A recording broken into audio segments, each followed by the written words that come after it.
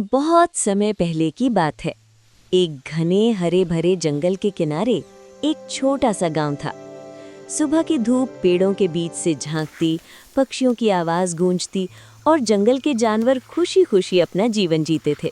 शेर, हिरन, बंदर और खरगोश सब मिलजुल कर रहते थे। लेकिन उसी जंगल में एक सियार भी रहता था। बहुत चतुर, बहुत चालाक और थोड़ा लालची। वो मेहनत से खाना ढूंढने के बजाय रात के अंधेरे में गांव जाकर चोरी करना पसंद करता था। एक रात वो चुपके से गांव में घुसा।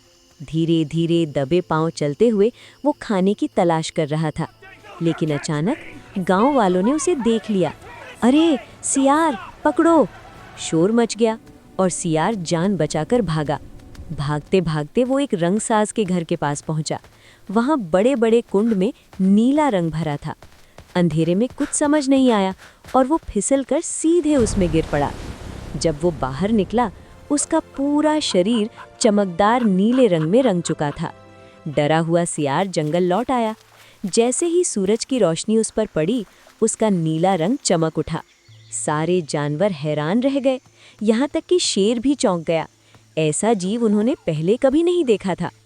तभी सियार के दिमाग में एक चालाक योजना आई। वो चट्टान पर चढ़ा और बोला, डरो मत, मुझे देवताओं ने भेजा है। मैं इस जंगल का नया राजा हूँ।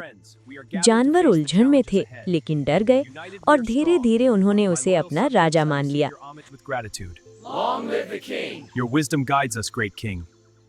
अब रंगा सियार मजे में रहने लगा। सबसे अच्छा खाना, आराम, सम्मान और हर समय आदेश देना। धीरे धीरे उसका घमंड बढ़ता गया।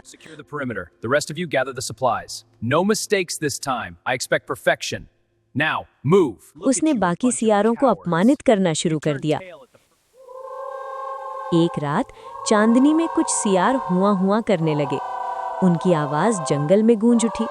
रंगा सियार खुद को रोक नहीं पाया और वो भी उसी तरह हुआ हुआ कर बैठा।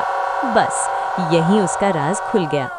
जानवरों ने समझ लिया, ये कोई देवदूत नहीं बल्कि साधारण सियार है।